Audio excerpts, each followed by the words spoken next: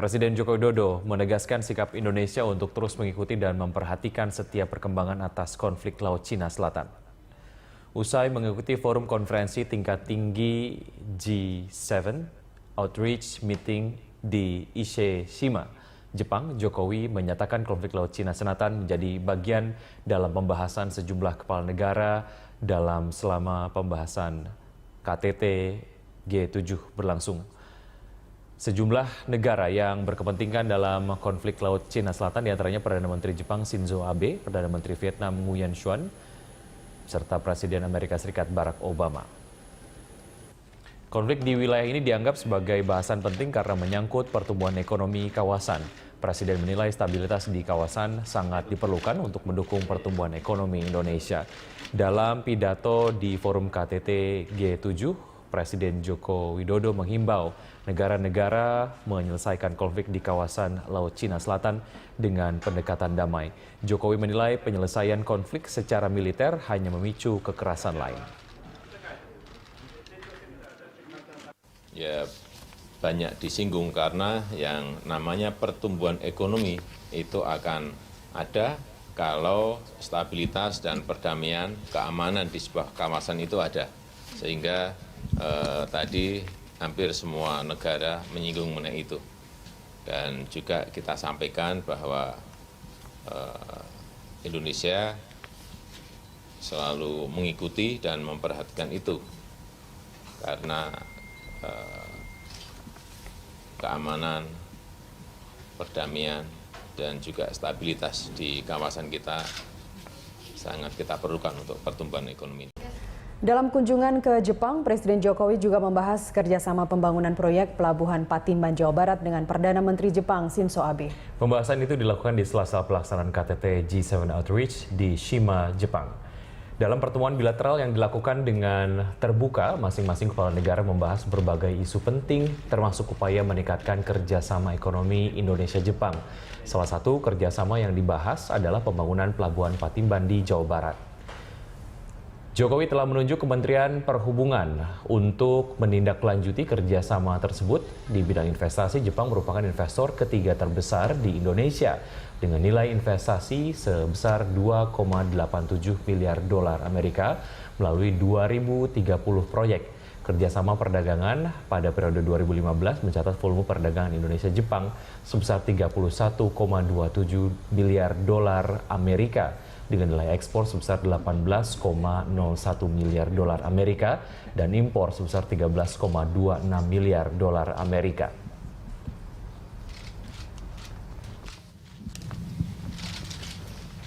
Yang berkaitan dengan pembangunan infrastruktur pelabuhan, tadi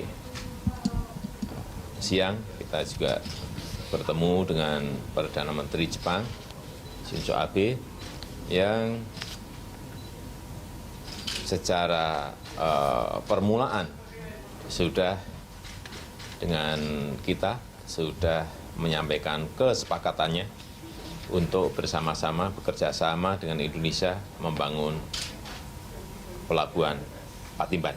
Indonesia dan Sri Lanka sepakat meningkatkan kerjasama di bidang perdagangan dan investasi. Presiden Joko Widodo menyampaikan Indonesia siap melakukan kerjasama pengembangan kereta api Indonesia-Sri Lanka. Dalam pertemuan dengan Presiden Sri Lanka, Maithripala Sirisena, Presiden Jokowi menyampaikan Indonesia siap bekerja sama dalam pembangunan ekonomi Sri Lanka, salah satunya melalui pengadaan gerbong kereta penumpang dan barang, yang merupakan sebagian investment propose Sri Lanka 2015-2020. Jokowi juga menjelaskan PT Inka Indonesia telah menyatakan siap bekerja sama dalam pengembangan kereta api dengan Sri Lanka. Menteri Luar Negeri Retno Marsudi mengatakan selain kerjasama pengembangan kereta api, Sri Lanka juga meminta pemerintah Indonesia untuk membuka rute penerbangan Jakarta-Kolombo, Sri Lanka dengan maskapai Garuda Indonesia.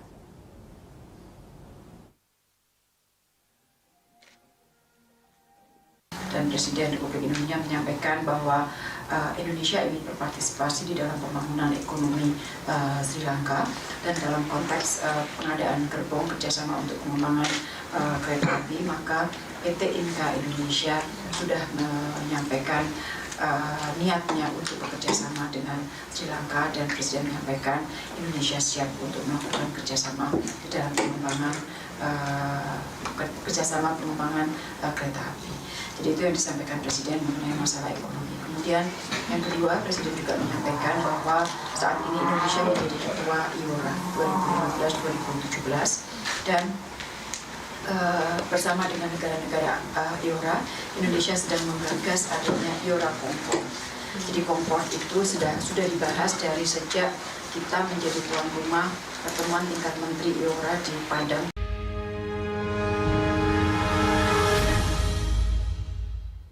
Meski struktur kepengurusan Golkar di bawah kepemimpinan Setia Novanto belum resmi diumumkan, draft pengurus sudah ramai beredar. Sejumlah nama yang masuk dalam draft pengurus menjadi kontroversi karena dianggap memiliki catatan kelam, termasuk ada 3 nama yang pernah menjadi narapidana. Akankah nama-nama yang menuai kontroversi tersebut tetap akan diumumkan menjadi pengurus Golkar? Akan seperti apa pengaruhnya terhadap partai dan juga sistem perpolitikan kita? Sudah ada narasumber pengamat politik Bapak Indria Samego, dan akan bergabung dengan kita politisi senior Golkar Bapak Fahmi Idris. Saya akan sapa Pak Indria Samego terlebih dahulu. Selamat malam Pak. Selamat malam. Terima kasih sudah hadir di Berita 1 TV. Ya, saya juga terima kasih diundang. Ya, ada 3 lembar nih Pak draft yang jadi Katanya perbincangan, sedang ramai-ramainya. Bapak sudah lihat ya? Katanya draftnya? bocor, ya di media.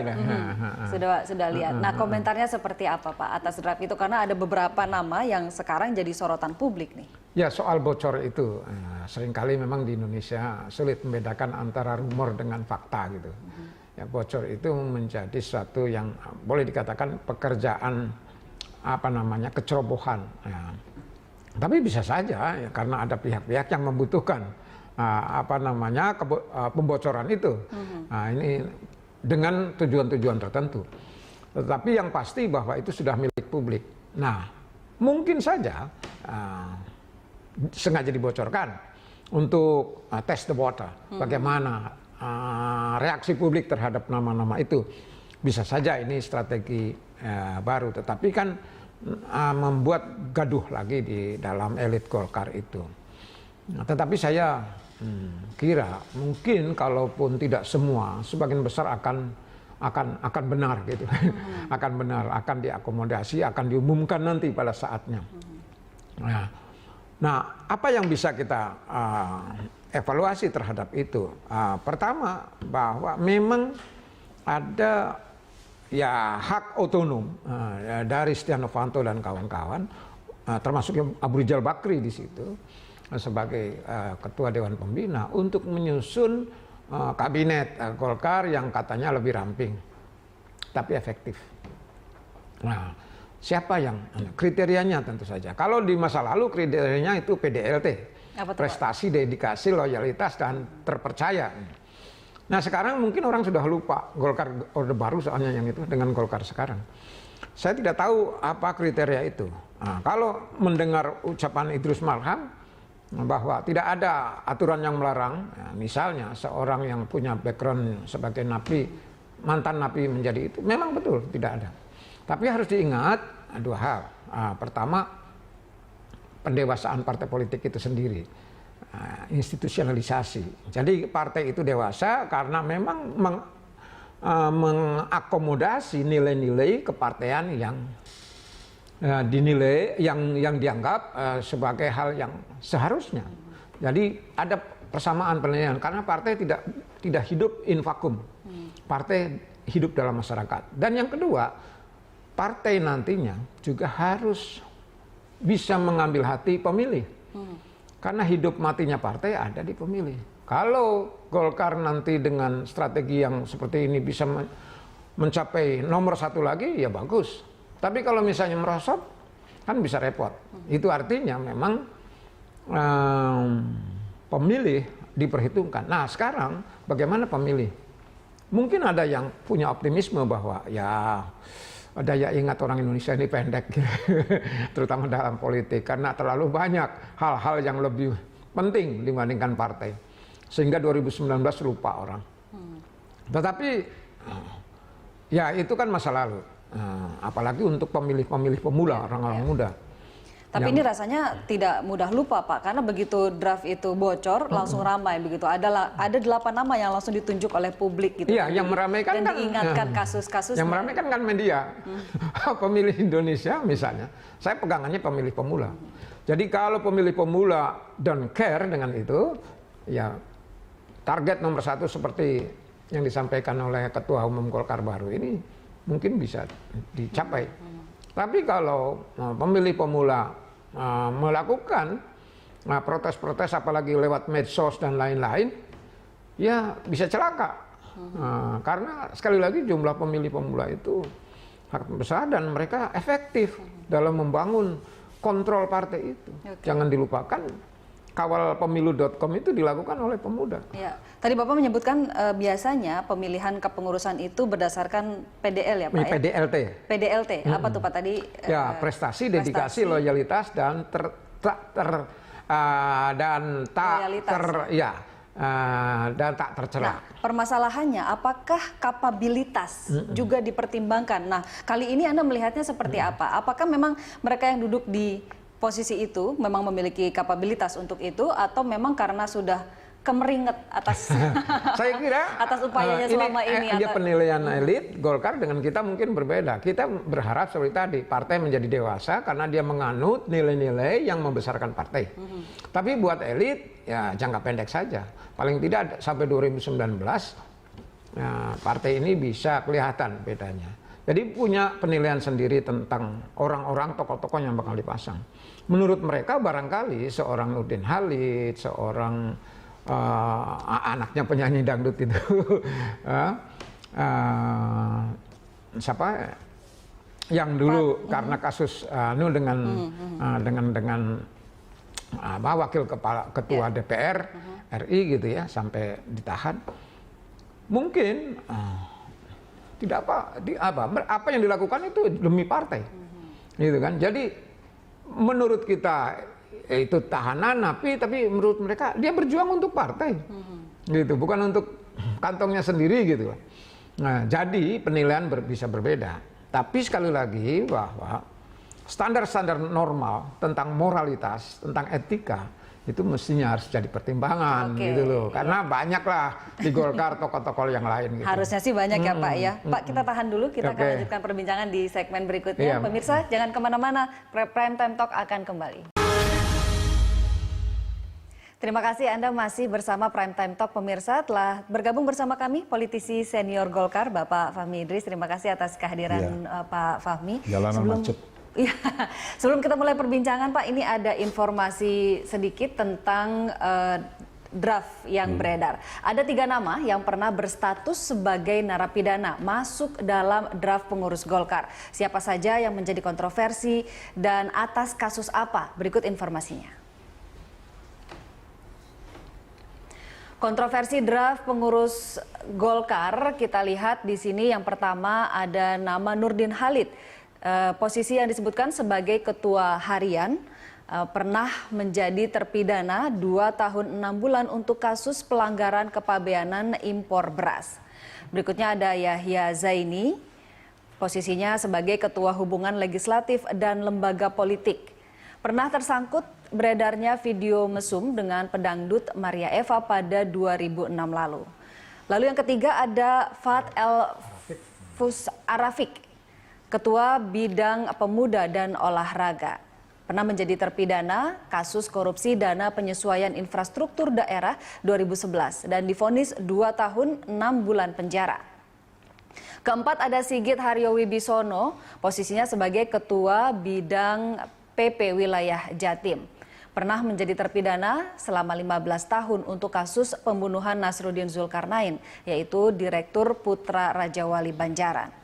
Kelima ada Ahmad Hidayat Mus, Koordinator Bapilu. Pernah tersangkut kasus korupsi pembangunan Masjid Raya di Kabupaten Sula, Maluku Utara. Keenam juga ada Kahar Muzakir, posisinya disebut sebagai Koordinator Bidang Kepartaian. Disebut-sebut terlibat dalam kasus PON Riau. Ketujuh ada Irvanto Hendra Pambudi, Wabendum. pernah diperiksa dalam kasus dugaan korupsi IKTP.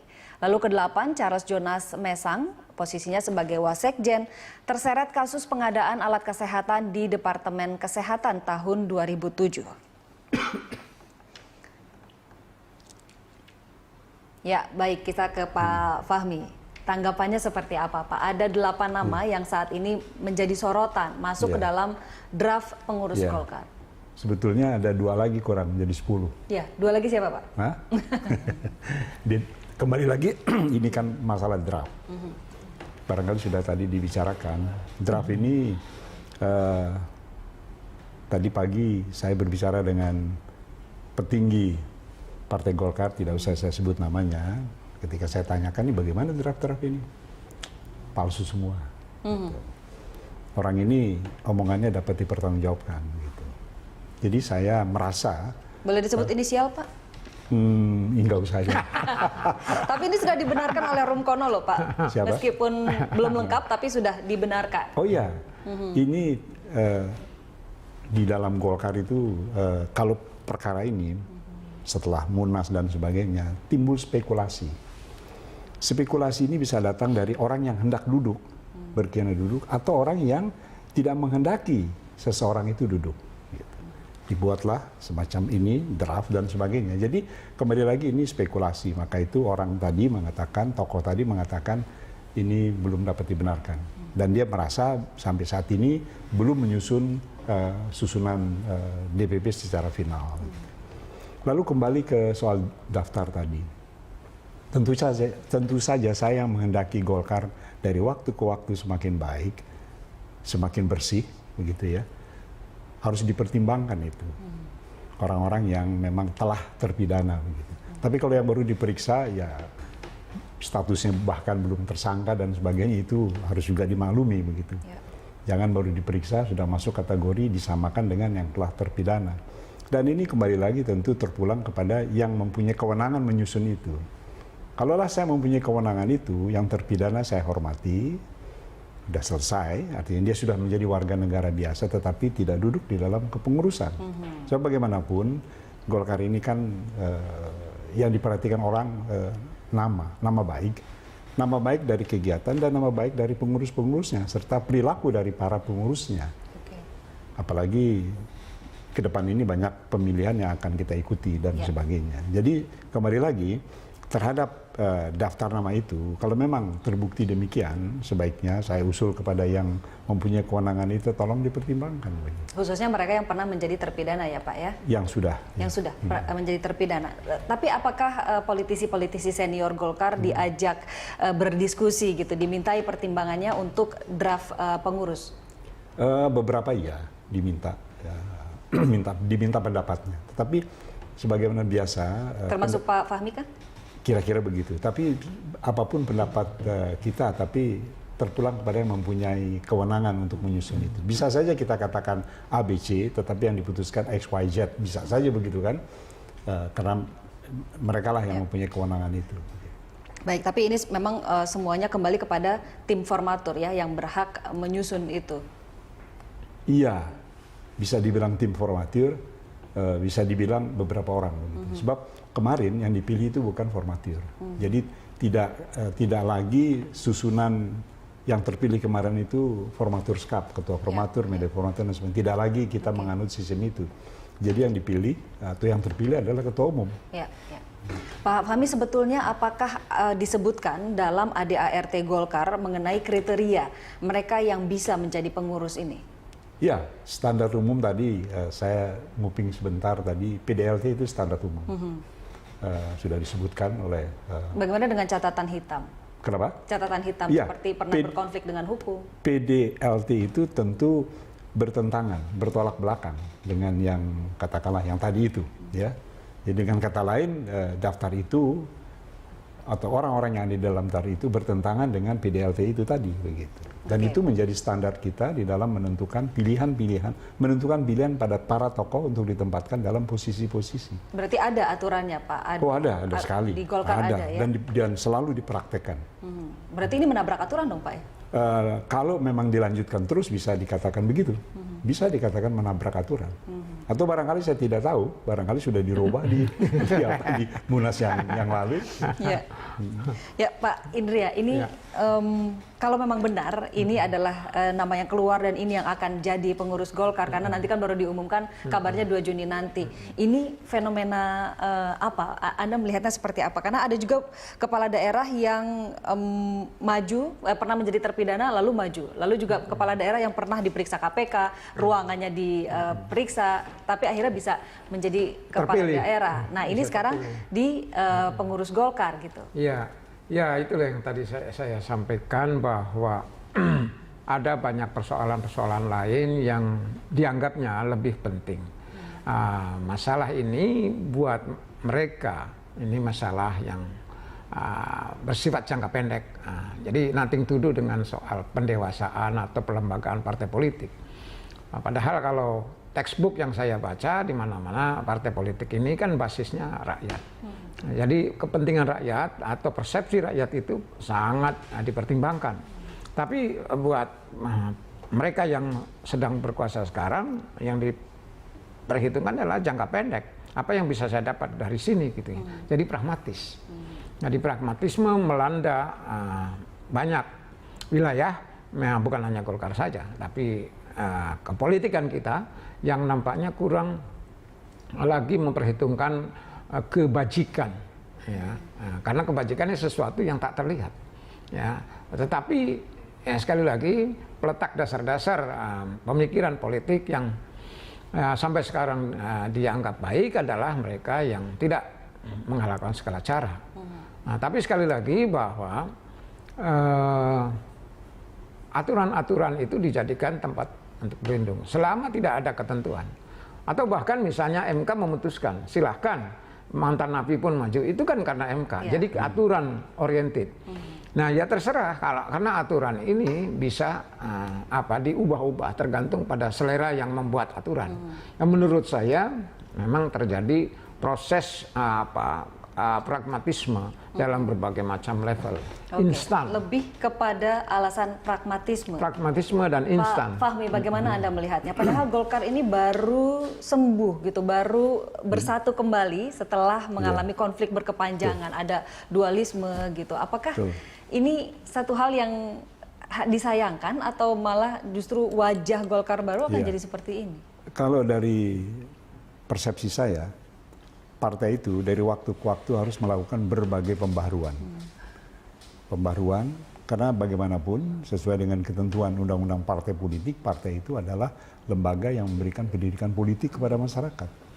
Jadi bagaimana dia bisa melakukan, katakanlah, langkah mendidik masyarakat dari aspek politik, kalau berbagai kemelut, berbagai hal negatif masih ada di dalam tubuh partai itu, begitu. Walaupun banyak pemilih-pemilih yang loyal, ya, dia memilih bukan orang, dia memilih partai ketika pemilihan umum, kecuali ketika pemilihan legislatif dan sebagainya, begitu. Banyak demikian terjadi di hampir semua partai, ada pemilih-pemilih yang demikian, yang loyal. Pokoknya partai A, begitu. Di dalamnya bagaimana, saya kurang begitu hirau, begitu.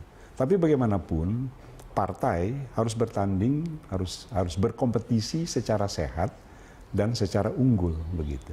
Hanya partai-partai pada kemudian hari, ya, partai-partai yang mempunyai keunggulan lah, yang barangkali istilah Prof. Indira tadi dekat dengan rakyat, begitu. Rakyat bagaimanapun dari waktu ke waktu semakin cerdas, semakin menghendaki yang lebih baik dari yang kemarin. Jadi kalau tidak kita melakukan berbagai upaya pembaharuan dari waktu ke waktu, lalu masyarakat akan mengatakan ini partai mengikuti perkembangan apa tidak? Partai ini menawarkan sesuatu yang untuk ke depan apa tidak dan sebagainya. Masyarakat menilai itu. Dan kewajiban kita dari partai khususnya harus melakukan itu tadi. Langkah pembaruan, upaya-upaya perbaikan dan menawarkan sesuatu yang lebih baik dari apa yang pernah kita lakukan bulan-bulan lalu atau kemarin gitu. Oke. Dan yang tampil saat ini adalah bukan yang lebih baik dari yang kemarin, begitu? Jadi kata orang begini, orang-orang bijak mengatakan begini, pemimpin itu merupakan refleksi dari masyarakat. Jadi kalau pemimpinnya demikian, ya masyarakatnya kira-kira demikianlah begitu. Patut disayangkan ya Pak ya. Tadi saya tanya ke Prof. Indria ya Pak, apakah bocornya dokumen ini memang disengaja seperti testing the water gitu untuk mengintervensi kerja tim formatur gitu? Karena ini kan jadi ramai, publik juga jadinya melihat ada beberapa nama yang jadi sasaran tembak gitu dari 75 yang sudah keluar. Apakah Anda melihatnya ke sana juga? Seperti saya katakan tadi, selalu setelah Munas, ya, berbagai spekulasi terjadi. Spekulasi itu bisa dilakukan oleh berbagai pihak, oleh orang-orang yang suka pada orang-orang tertentu atau oleh orang-orang yang tidak suka pada orang-orang tertentu. Jadi agak sulit memang kita membahas draft yang menurut pembicaraan tadi pagi saya dengan tokoh ini itu palsu. Saya merasa belum ada keputusan resmi atau pilihan resmi pada unsur-unsur ini. Dan ketika saya tanya, dia pun berkehendak juga memang menempatkan orang-orang yang katakanlah menjadikan Golkar dari satu sisi pandangan masyarakat Golkar yang lebih baik begitu. Ya, kembali kepada keramaian akibat munculnya draft ini, lepas apakah itu palsu, tapi beberapa tokoh juga sudah menyatakan ini adalah benar meskipun belum lengkap. Lalu Idrus Marham sendiri menyatakan bahwa sebetulnya sudah rampung, tapi nanti akan dipublikasikan. Ada beberapa tokoh yang berkomentar, seperti misalnya kita ketahui Menko Polhukam Luhut Binsar Panjaitan yang sudah ikut mengomentari draft tersebut dan menyatakan bahwa kepengurusan baru Partai Golkar akan diisi oleh orang-orang yang bersih. Pak Luhut juga yakin tidak ada pelaku kriminal akan masuk dalam kepengurusan. Ini kan artinya sudah ada banyak pendapat begitu. Nah, menurut Anda apakah ini nanti akan mempengaruhi draft yang akhirnya akan diumumkan pada awal Juni nanti? Kita ini sering kali terjebak pada basa-basi. Jadi istilah akan itu ya belum tentu yes gitu kan, tapi akan janji. Nah, sebetulnya kapan Pak Luhut ngomong itu kan sudah jelas. Golkar sekarang sudah punya orang yang memang fix duduk di situ. Ada Nurdin Halid. Nah ini bagaimana menilai Nurdin Halid gitu kan? Masuk dalam daftar yang disebut PDLT ya kan? T yang terakhir itu tak tercela. Nah, ini orang sulit ada memori kolektif. Yang saya khawatirkan pemilih akan makin bertambah.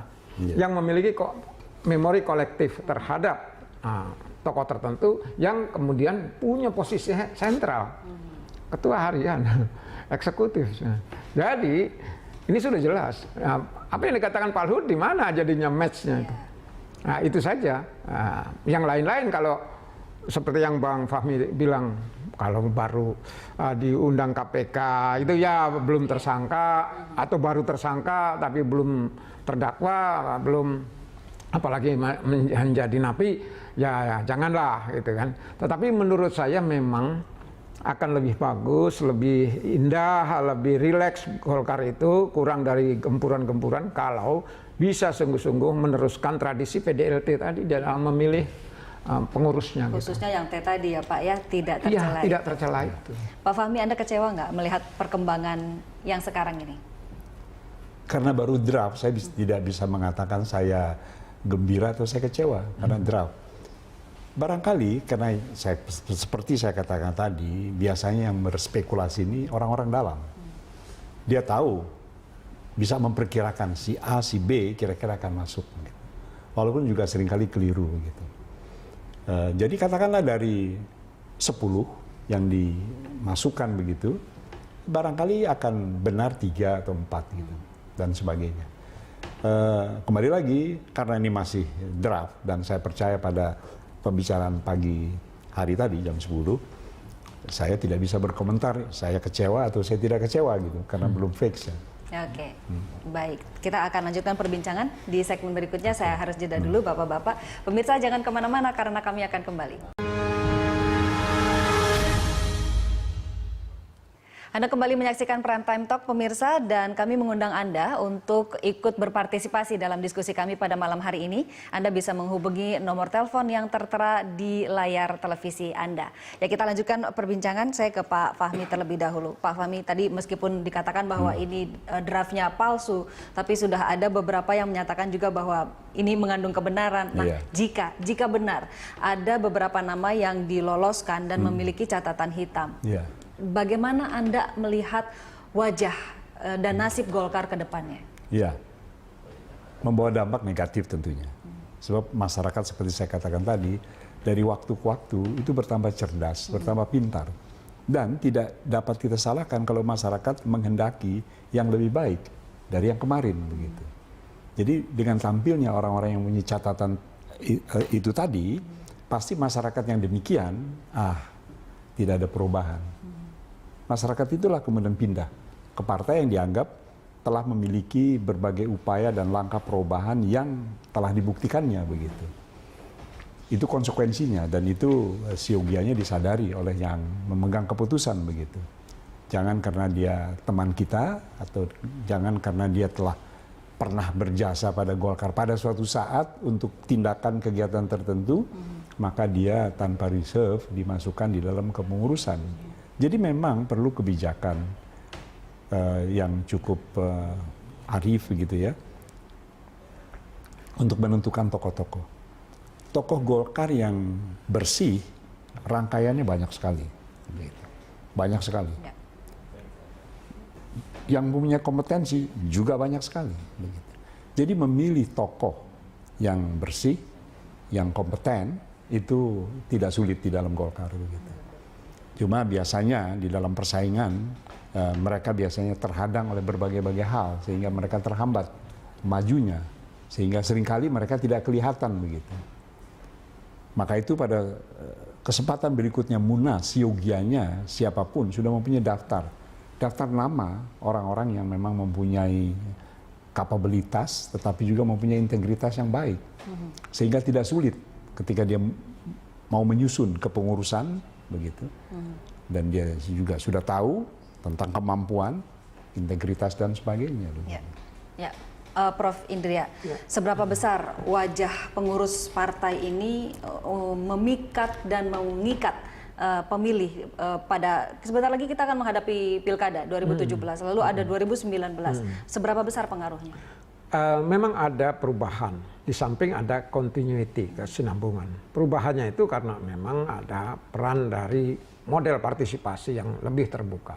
Ada medsos dan lain-lain. Tapi kesinambungannya adalah bahwa saya kira kultur politik kita masih patrimonial sifatnya. Artinya follow the leader, pemimpin. Jadi tokoh itu menentukan seberapa banyak bandwagon, gerbong pengikutnya itu bisa diraih gitu. Nah ini sangat penting. Nah, apalagi Golkar punya tradisi yang panjang dengan itu. Walaupun di masa lalu Pak Harto, saya kira posisi Pak Harto yang sangat sentral itu memungkinkan Golkar jauh dari perpecahan internal seperti sekarang. Tetapi bahwa apa yang dikatakan Bang Fahmi, Golkar punya sumber daya manusia dan sumber daya finansial yang jauh lebih besar dibandingkan partai, itu memang sesuatu yang tidak bisa diingkari gitu ya. Dengan demikian partai Golkar itu sebetulnya punya kans untuk menjadi partai modern lebih cepat dibandingkan partai yang lain. Tapi kalau begini ceritanya ya artinya sangat inward looking ya, yakin bahwa tokoh-tokoh ini bisa menahodai partai dalam rentang waktu 3 tahun ke depan. Tapi ini keyakinan subjektif karena melihat perkembangan, jadi yang discontinue, yang berubah itu banyak sekali variabelnya. Jadi menurut saya peran tokoh itu masih penting, tetapi juga ada strategi-strategi. Nah, seberapa jauh Golkar dengan tokoh-tokoh yang demikian itu mampu membangun strategi-strategi untuk menangkan entah itu pilkada atau pileg yang akan datang, ini menjadi satu hal yang ya kita bisa tunggu saja. Ini sudah ada penelpon Pak yang bergabung bersama kita, Pak Mahmud Matangara dari Palu. Selamat malam Pak Mahmud, silakan Pak. Malam. Ya, silakan Pak. Halo. Ya Pak, kami sudah bisa mendengar suara Bapak. Silakan Bapak ada komentar atau ingin mengajukan pertanyaan? Selamat malam. Saya langsung aja, Bos. Nggak bertele-tele nih. Oh iya, makasih. Jadi Ya, begini, saya merasa prihatin dengan Golkar. Langsung saja iya. Artinya kalau bisa, kalau dapat ini Golkar sudah membenahi diri, setelah lewat dari Munas kemarin ini kalau saya lihat di televisi itu ada 8 orang Pak yang itu mantan napi, narapidana. Kalau dapat itu kiranya dapat diganti semua, direvisi kembali. Mohon Pak Setia Novanto untuk merevisinya supaya kan Golkar ini ke depan lebih bagus lagi Pak. Kemudian Pak Fahmi Idris mungkin bisa memberi masukan-masukan yang terbaik karena beliau saya tahu persis salah satu tokoh Golkar yang senior, itu mungkin bisa memberi masukan yang baik agar kiranya Golkar ini ke depan lebih bagus dari hari kemarin. Karena saya tahu persis Golkar dari awal berdirinya sampai sekarang ini partai besar Pak. Bahkan saya orang Golkar. Sehingga kalau kami sebagai masyarakat ini ternyata dibodoh-bodohi, ngapain ke depan ini kita bisa menangkan Golkar? Iya. Ini yang kami harapkan ke depan, kiranya Golkar jangan seperti Golkar yang sebelumnya. Ya, jangan lagi ada pertentangan. Kemudian kita harapkan ke depan lebih solid lagi. Olehnya itu kan para anggota yang terpilih tadi menjadi ketua, salah satu ketua tadi itu yang 8 orang kiranya itu dapat didepak kembali dan dipilih kembali dan direnovasi kembali agar Golkar ke depan lebih jaya. Pak Mahmud Matangara, terima kasih banyak. Kami sudah catat poinnya, kami sudah bisa tangkap. Ya Pak Fahmi ini kader Golkar juga, pemirsa kita dan kecewa Pak. Inginnya ada dorongan lebih gitu dari politisi-politisi senior barangkali. Ini pandangan Pak Mahmud, ini pandangan yang objektif. Mayoritas kader Golkar berpandangan seperti beliau ini. Dan ini patut diperhatikan. Sayang ini Pak Mahmud, saya tidak punya kuasa menyusun nama. Begitu. Saya cuma bisa menyampaikan usul. Begitu kepada orang-orang yang saya anggap punya kewenangan untuk itu. Tapi apa yang dinyatakan Pak Mahmud ini terdengar, terasa oleh siapapun juga. Ya. Cuma ada yang berani mewujudkan dalam langkah yang real, ada yang mengatakan, ya kita coba-coba dulu sajalah begitu. Di dalam partai yang dalam waktu-waktu tertentu, dalam jangka pendek, mempunyai kegiatan politik nasional yang cukup besar, kita tidak boleh bermain-main dengan waktu. Waktu ini pendek sekali. Jadi apa yang dikatakan Pak Mahmud, dan apa yang juga yang dinyatakan oleh berbagai pihak tentang perlunya pembaharuan, perlunya perbaikan dari waktu ke waktu, itu harus terwujud secara real dalam segala aspek. Aspek pertama, karena habis Munas, harus terlihat pada susunan pengurus. Ada perbaikan, ada pembaharuan, atau ada perubahan apa tidak. Berapa besar persentase anak-anak muda, dan sebagainya. Kemudian programnya ini mencerminkan realitas masyarakat yang ada apa tidak, realitas pandangan, harapan, dan juga kehendak dari berbagai pihak, khususnya anak-anak muda. Lapisan masyarakat muda pada waktu kegiatan politik nasional yang akan datang ini luar biasa besarnya. Dan ini harus juga diperhatikan aspirasi mereka yang baru sama sekali ini, yang berbeda dengan aspirasi masyarakat muda ketika saya berada di dalam Golkar yang dahulu, berbeda sama sekali, dan itu pun harus diperhatikan.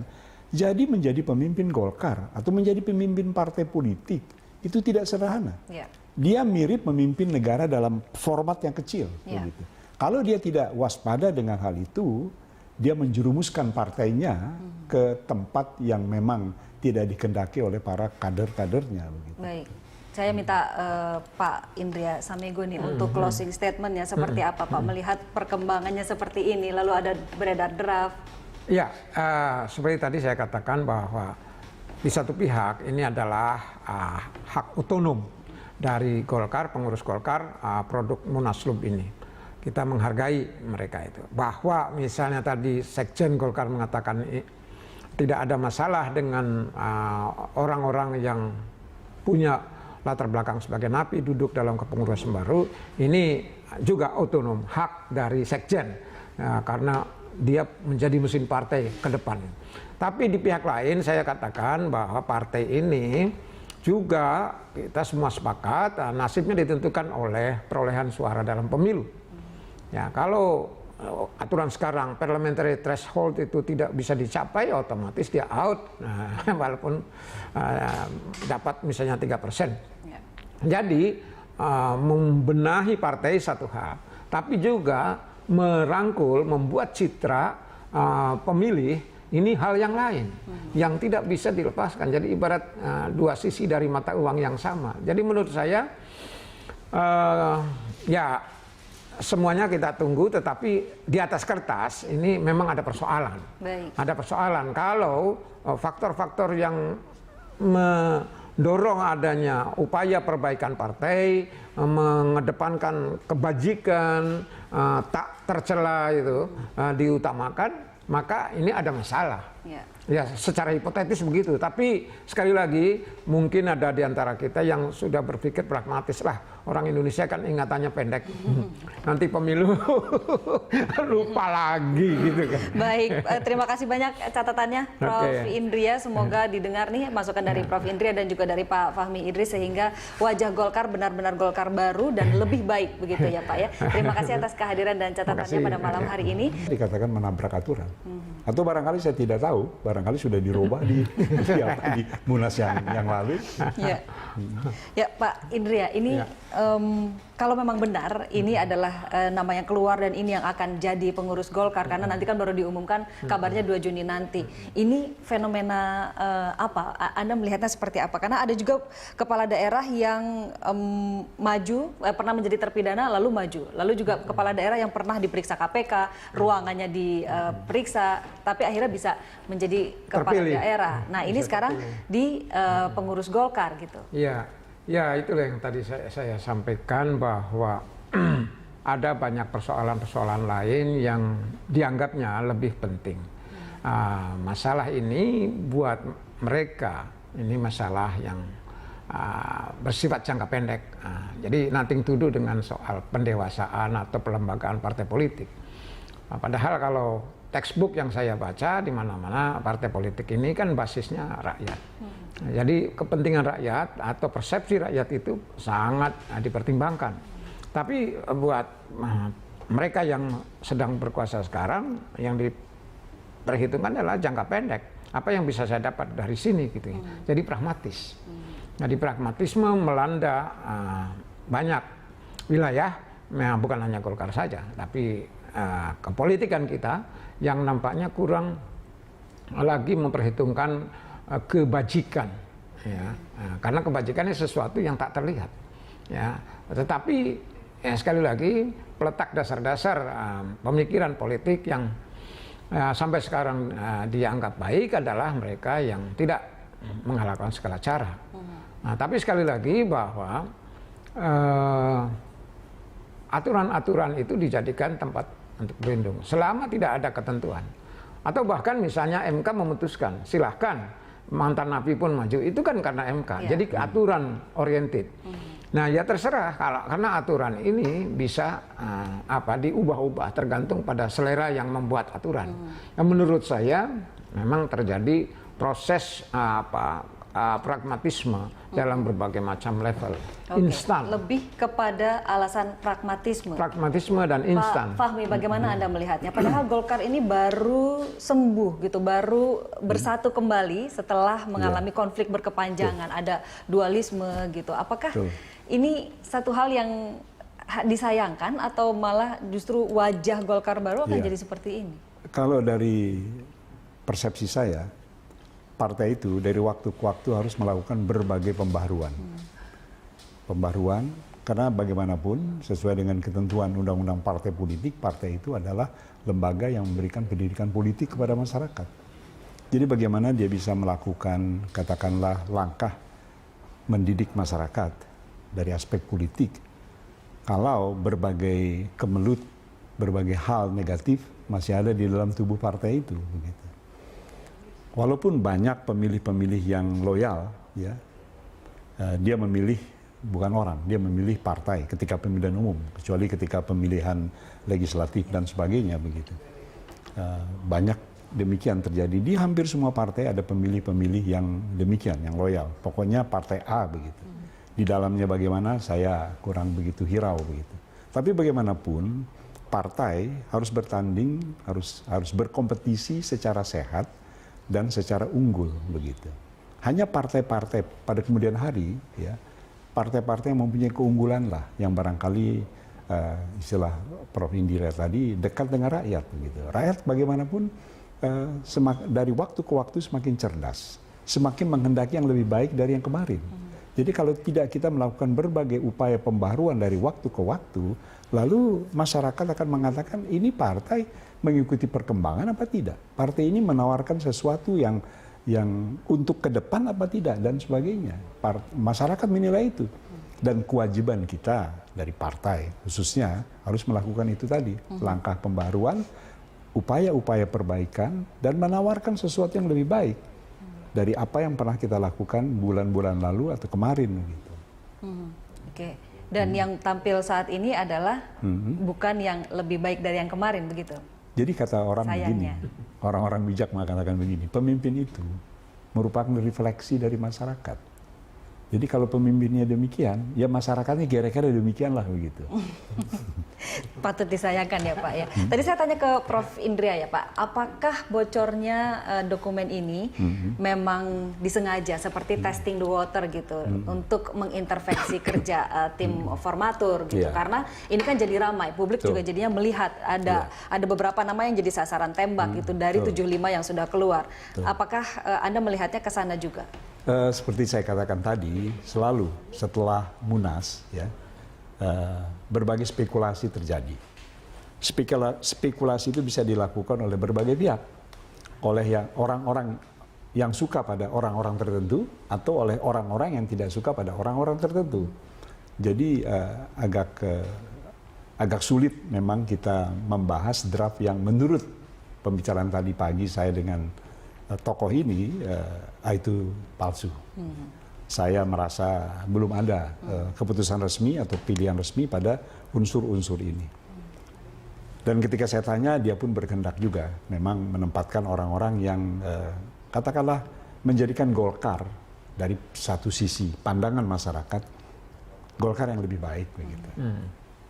Ya, kembali kepada keramaian akibat munculnya draft ini, lepas apakah itu palsu, tapi beberapa tokoh juga sudah menyatakan ini adalah benar meskipun belum lengkap. Lalu Idrus Marham sendiri menyatakan bahwa sebetulnya sudah rampung, tapi nanti akan dipublikasikan.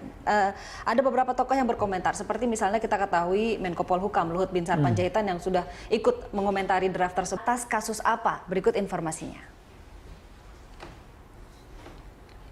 Kontroversi draft pengurus Golkar, kita lihat di sini yang pertama ada nama Nurdin Halid. Posisi yang disebutkan sebagai ketua harian, pernah menjadi terpidana 2 tahun 6 bulan untuk kasus pelanggaran kepabeanan impor beras. Berikutnya ada Yahya Zaini, posisinya sebagai ketua hubungan legislatif dan lembaga politik. Pernah tersangkut beredarnya video mesum dengan pedangdut Maria Eva pada 2006 lalu. Lalu yang ketiga ada Fat El Fus Arafik, Ketua Bidang Pemuda dan Olahraga. Pernah menjadi terpidana kasus korupsi dana penyesuaian infrastruktur daerah 2011 dan divonis 2 tahun 6 bulan penjara. Keempat ada Sigit Haryo Wibisono, posisinya sebagai Ketua Bidang PP Wilayah Jatim. Pernah menjadi terpidana selama 15 tahun untuk kasus pembunuhan Nasruddin Zulkarnain, yaitu Direktur Putra Raja Wali Banjaran. Kelima ada Ahmad Hidayat Mus, Koordinator Bapilu. Pernah tersangkut kasus korupsi pembangunan Masjid Raya di Kabupaten Sula, Maluku Utara. Keenam juga ada Kahar Muzakir, posisinya disebut sebagai Koordinator Bidang Kepartaian. Disebut-sebut terlibat dalam kasus PON Riau. Ketujuh, ada Irvanto Hendra Pambudi, Wabendum, pernah diperiksa dalam kasus dugaan korupsi IKTP. Lalu ke-8, Charles Jonas Mesang, posisinya sebagai Wasekjen, terseret kasus pengadaan alat kesehatan di Departemen Kesehatan tahun 2007. Ya, baik, kita ke Pak Fahmi. Tanggapannya seperti apa, Pak? Ada 8 nama yang saat ini menjadi sorotan, masuk ke dalam draft pengurus Golkar. Sebetulnya ada 2 lagi kurang, jadi 10. Ya, 2 lagi siapa, Pak? Hah? Kembali lagi, ini kan masalah draft. Barangkali sudah tadi dibicarakan. Draft ini, tadi pagi saya berbicara dengan petinggi Partai Golkar, tidak usah saya sebut namanya. Ketika saya tanyakan, ini bagaimana draft-draft ini? Palsu semua. Gitu. Orang ini omongannya dapat dipertanggungjawabkan. Gitu. Jadi saya merasa... Boleh disebut inisial, Pak? Enggak usah aja. Tapi ini sudah dibenarkan oleh Rumkono loh, Pak. Siapa? Meskipun belum lengkap, tapi sudah dibenarkan. Oh iya, ini di dalam Golkar itu, kalau perkara ini, setelah Munas dan sebagainya, timbul spekulasi. Spekulasi ini bisa datang dari orang yang hendak duduk, berkeinginan duduk, atau orang yang tidak menghendaki seseorang itu duduk. Gitu. Dibuatlah semacam ini, draft dan sebagainya. Jadi kembali lagi ini spekulasi, maka itu orang tadi mengatakan, tokoh tadi mengatakan ini belum dapat dibenarkan. Dan dia merasa sampai saat ini belum menyusun susunan DPP secara final. Lalu kembali ke soal daftar tadi. Tentu saja saya menghendaki Golkar dari waktu ke waktu semakin baik, semakin bersih, begitu ya. Harus dipertimbangkan itu. Orang-orang yang memang telah terpidana, begitu. Tapi kalau yang baru diperiksa, ya statusnya bahkan belum tersangka dan sebagainya, itu harus juga dimaklumi, begitu. Jangan baru diperiksa, sudah masuk kategori disamakan dengan yang telah terpidana. Dan ini kembali lagi tentu terpulang kepada yang mempunyai kewenangan menyusun itu. Kalaulah saya mempunyai kewenangan itu, yang terpidana saya hormati, sudah selesai, artinya dia sudah menjadi warga negara biasa, tetapi tidak duduk di dalam kepengurusan.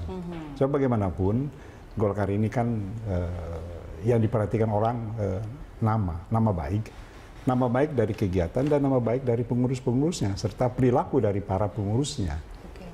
Apalagi ke depan ini banyak pemilihan yang akan kita ikuti dan sebagainya. Jadi kembali lagi terhadap daftar nama itu, kalau memang terbukti demikian, sebaiknya saya usul kepada yang mempunyai kewenangan itu tolong dipertimbangkan. Khususnya mereka yang pernah menjadi terpidana ya, Pak ya? Yang sudah. Menjadi terpidana. Tapi apakah politisi-politisi senior Golkar diajak berdiskusi gitu, dimintai pertimbangannya untuk draft pengurus? Beberapa iya diminta. Diminta pendapatnya. Tetapi sebagaimana biasa, termasuk Pak Fahmi kan?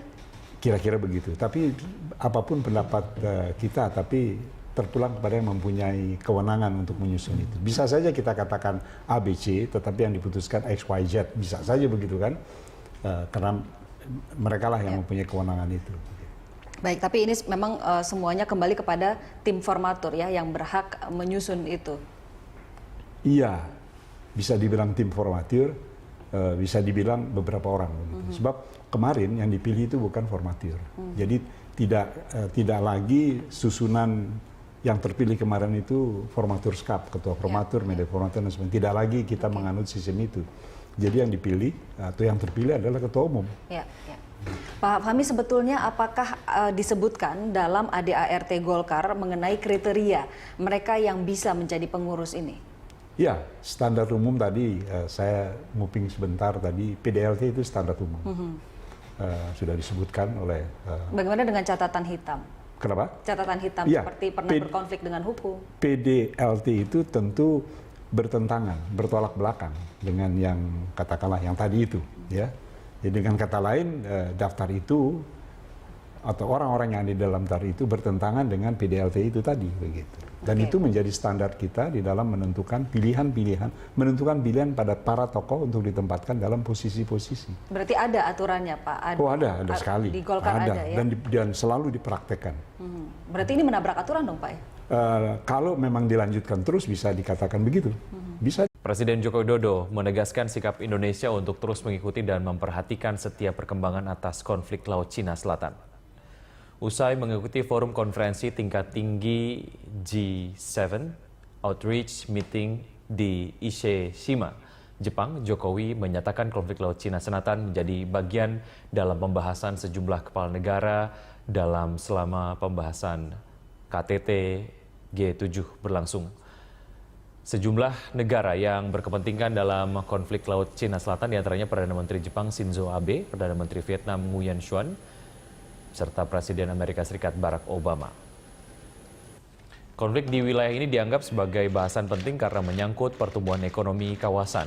Presiden menilai stabilitas di kawasan sangat diperlukan untuk mendukung pertumbuhan ekonomi Indonesia.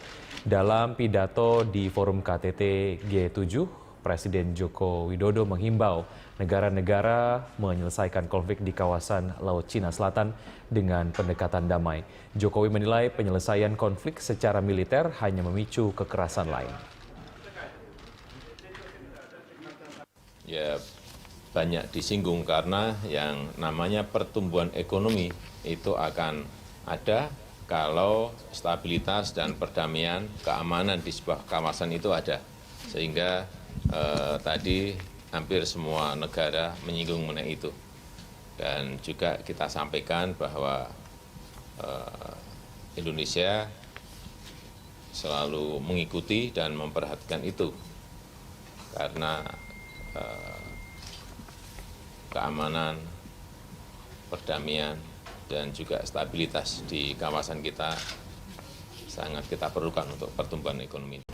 Dalam kunjungan ke Jepang, Presiden Jokowi juga membahas kerjasama pembangunan proyek Pelabuhan Patimban, Jawa Barat dengan Perdana Menteri Jepang Shinzo Abe. Pembahasan itu dilakukan di sela-sela pelaksanaan KTT G7 Outreach di Shima, Jepang. Dalam pertemuan bilateral yang dilakukan dengan terbuka, masing-masing kepala negara membahas berbagai isu penting, termasuk upaya meningkatkan kerjasama ekonomi Indonesia-Jepang. Salah satu kerjasama yang dibahas adalah pembangunan Pelabuhan Patimban di Jawa Barat.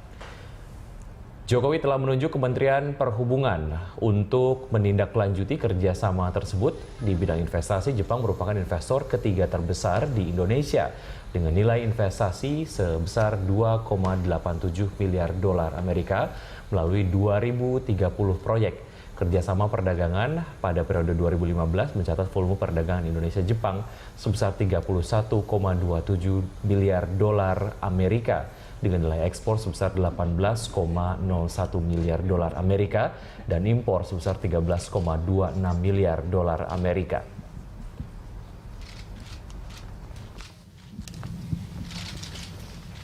Yang berkaitan dengan pembangunan infrastruktur pelabuhan, tadi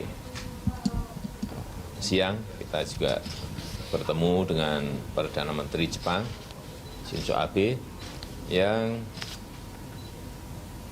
secara permulaan sudah dengan kita sudah menyampaikan kesepakatannya untuk bersama-sama bekerja sama dengan Indonesia membangun Pelabuhan Patimban.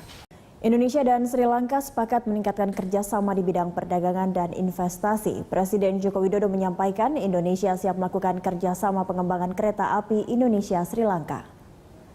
Dalam pertemuan dengan Presiden Sri Lanka, Maithripala Sirisena, Presiden Jokowi menyampaikan Indonesia siap bekerja sama dalam pembangunan ekonomi Sri Lanka, salah satunya melalui pengadaan gerbong kereta penumpang dan barang, yang merupakan sebagian investment propose Sri Lanka 2015-2020. Jokowi juga menjelaskan PT Inka Indonesia telah menyatakan siap bekerja sama dalam pengembangan kereta api dengan Sri Lanka. Menteri Luar Negeri Retno Marsudi mengatakan selain kerjasama pengembangan kereta api, Sri Lanka juga meminta pemerintah Indonesia untuk membuka rute penerbangan Jakarta-Kolombo, Sri Lanka dengan maskapai Garuda Indonesia.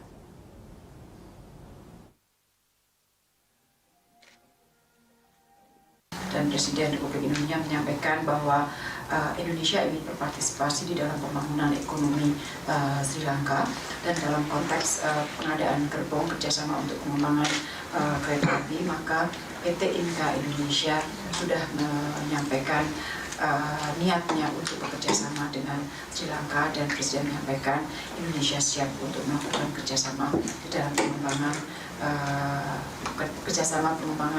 kereta api. Jadi itu yang disampaikan Presiden mengenai masalah ekonomi. Kemudian yang kedua, Presiden juga menyampaikan bahwa saat ini Indonesia menjadi ketua IORA 2015-2017 dan bersama dengan negara-negara IORA, Indonesia sedang menggagas adanya IORA Concord. Jadi Concord itu sudah dibahas dari sejak kita menjadi tuan rumah pertemuan tingkat menteri IORA di Padang.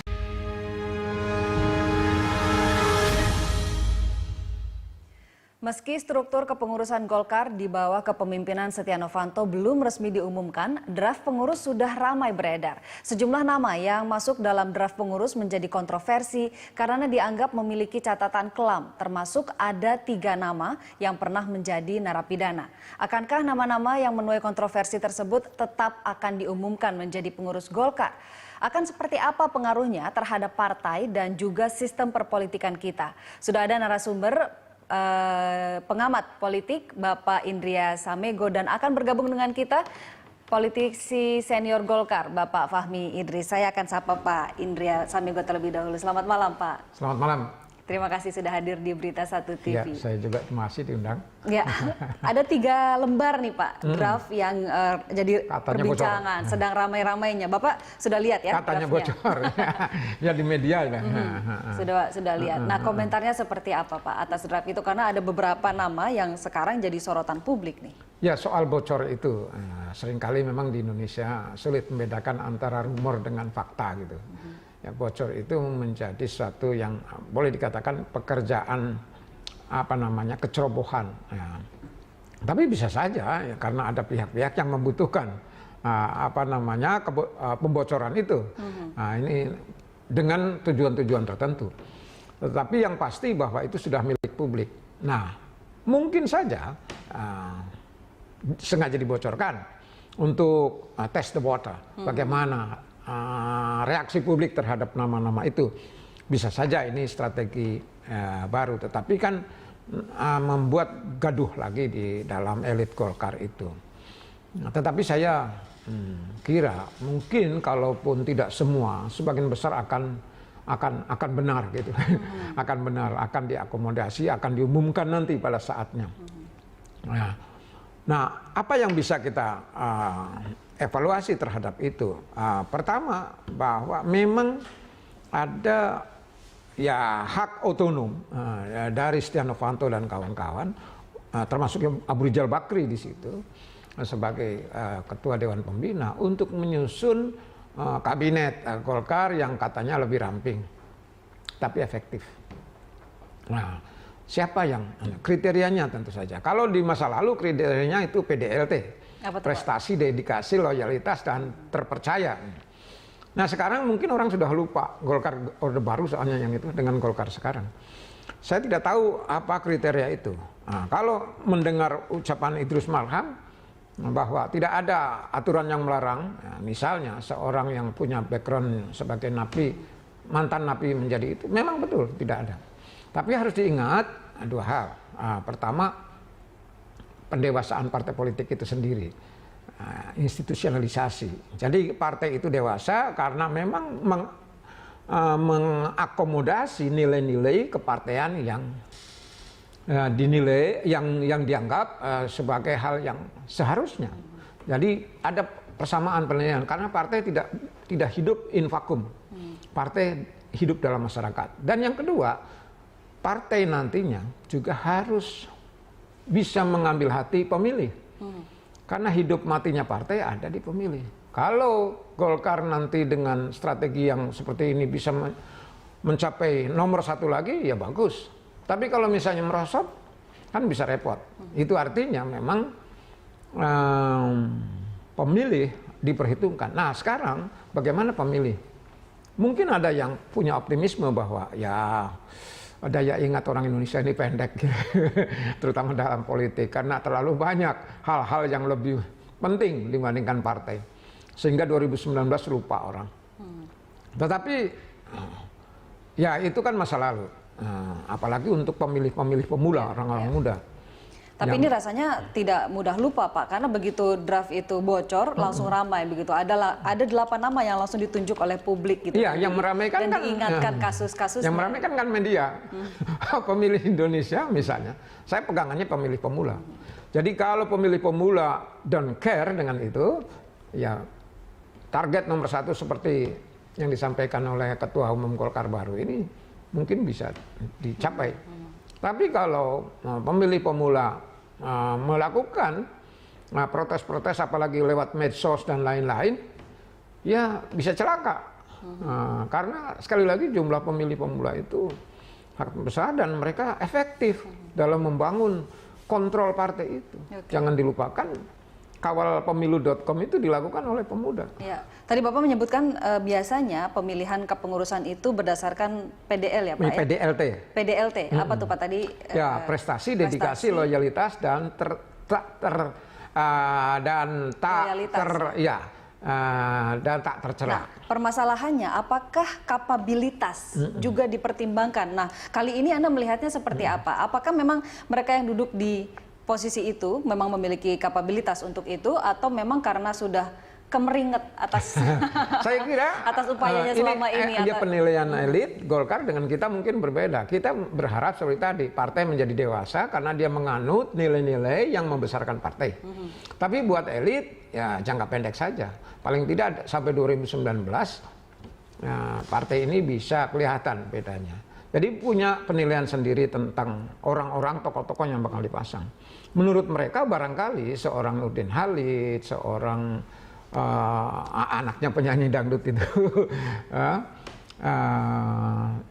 siapa yang dulu karena kasus dengan wakil ketua DPR RI gitu ya sampai ditahan, mungkin tidak apa yang dilakukan itu demi partai, gitu kan. Jadi menurut kita itu tahanan napi, tapi menurut mereka dia berjuang untuk partai, gitu, bukan untuk kantongnya sendiri gitu.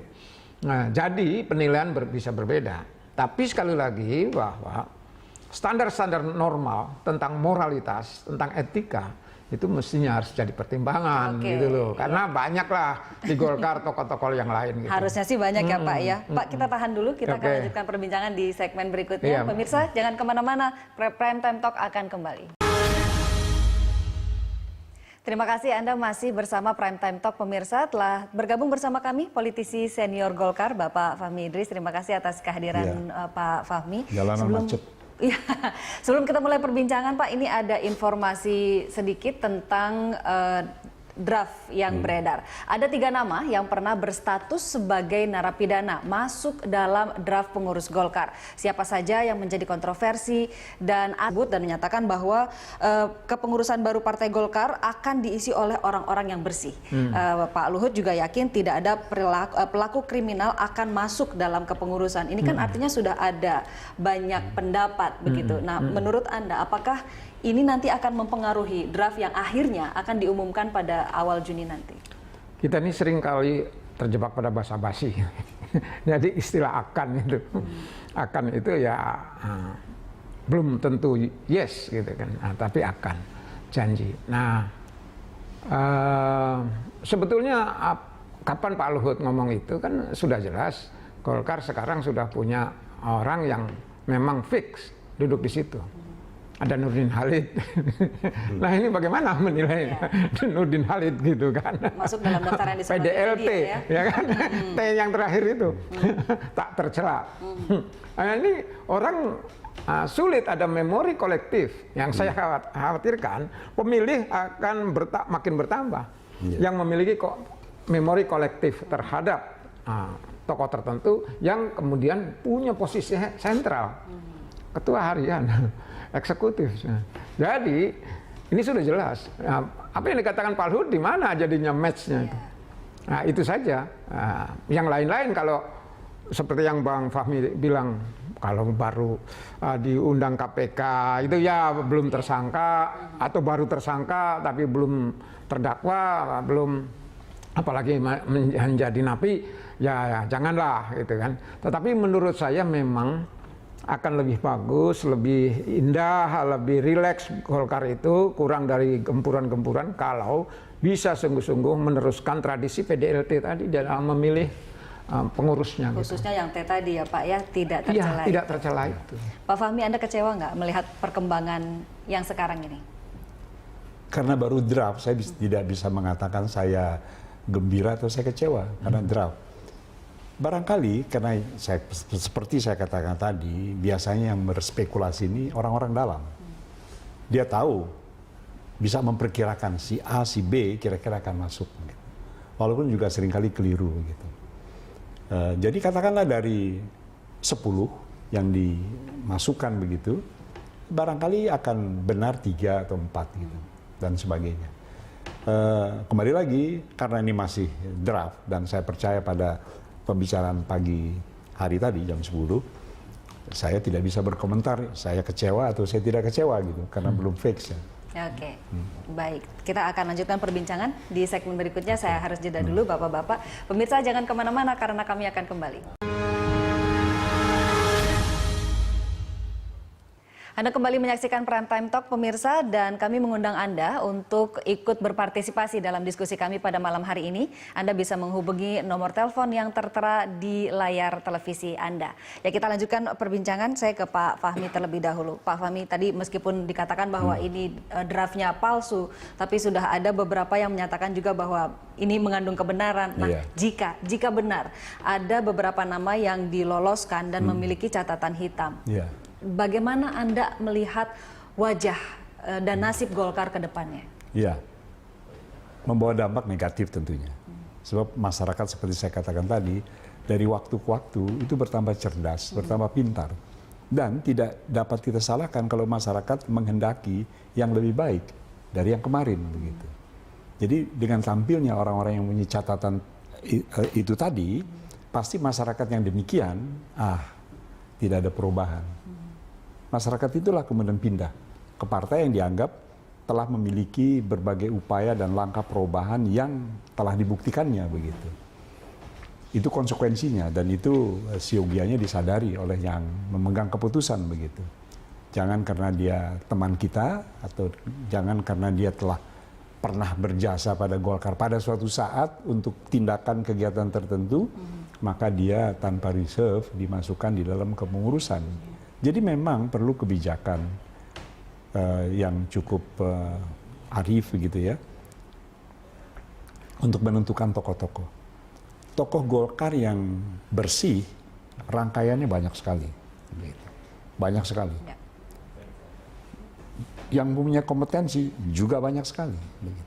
Jadi memilih tokoh yang bersih, yang kompeten itu tidak sulit di dalam Golkar begitu.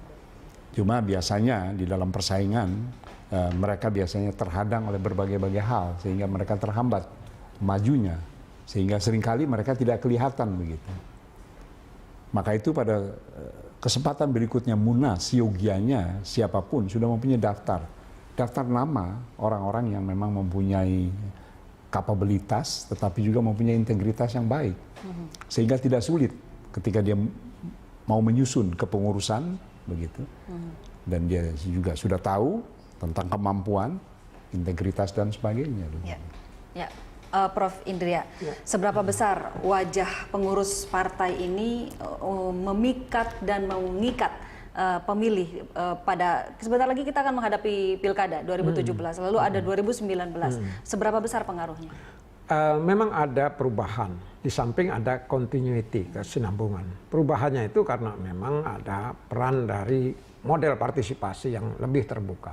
Ada medsos dan lain-lain. Tapi kesinambungannya adalah bahwa saya kira kultur politik kita masih patrimonial sifatnya. Artinya follow the leader, pemimpin. Jadi tokoh itu menentukan seberapa banyak bandwagon, gerbong pengikutnya itu bisa diraih gitu. Nah ini sangat penting. Nah, apalagi Golkar punya tradisi yang panjang dengan itu. Walaupun di masa lalu Pak Harto, saya kira posisi Pak Harto yang sangat sentral itu memungkinkan Golkar jauh dari perpecahan.